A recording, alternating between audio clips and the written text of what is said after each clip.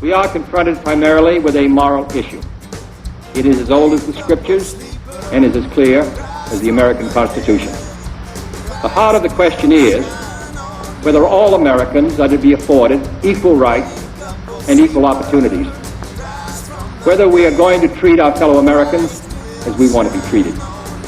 If an American, because his skin is dark, cannot eat lunch in a restaurant open to the public, if he cannot send his children to the best public school available, if he cannot vote for the public officials who represent him, if, in short, he cannot enjoy the full and free life which all of us want,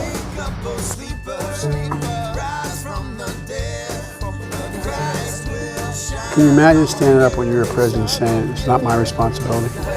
I take no responsibility. It's not, I mean, literally. Those words didn't come out of our mouths while we were in office. I don't understand his inability to get a sense of what people are going through.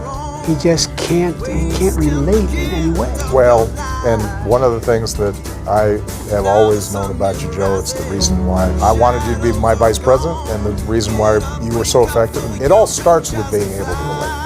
If you can sit down with a family and see your own family in them and the struggles that you've gone through or your parents went through or your kids are going through, if you can connect those struggles to somebody else's struggles, then you're going to work hard for them. And that's always what's motivated you to get into public service.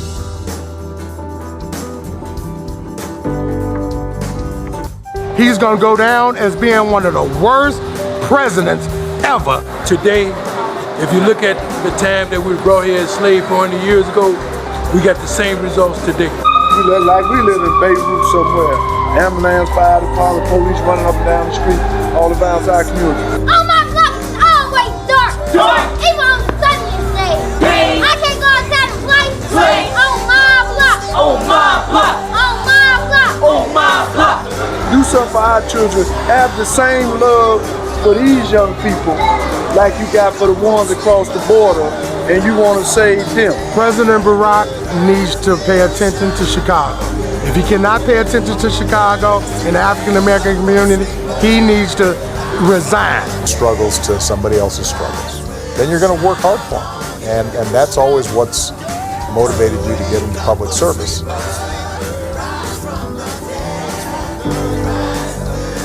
then who among us would be content to have the color of his skin changed and stand in his place? Who among us would then be content with the counsels of patience and delay? 100 years of delay have passed since President Lincoln freed the slaves, yet their heirs, their grandsons, are not fully free. In November, we got more questions. You got more questions, but I tell you, if you have a problem figuring out whether you're for me or Trump, then you ain't black. It don't have nothing to do with Trump. It has to do with the fact I want something for my community. I would love to see. Take a look at my record, man. They are not yet freed from the bonds of injustice. They are not yet freed from social and economic oppression. You all know, but most people don't know, unlike the African American community, with notable exceptions, the Latino community is an incredibly diverse community with incredibly different attitudes about different things. You go to Florida, you find a very different attitude about immigration in certain places than you do when you're in Arizona. And this nation, for all its hopes and all its boasts, will not be fully free until all its citizens are free. The very word secrecy is repugnant in a free and open society.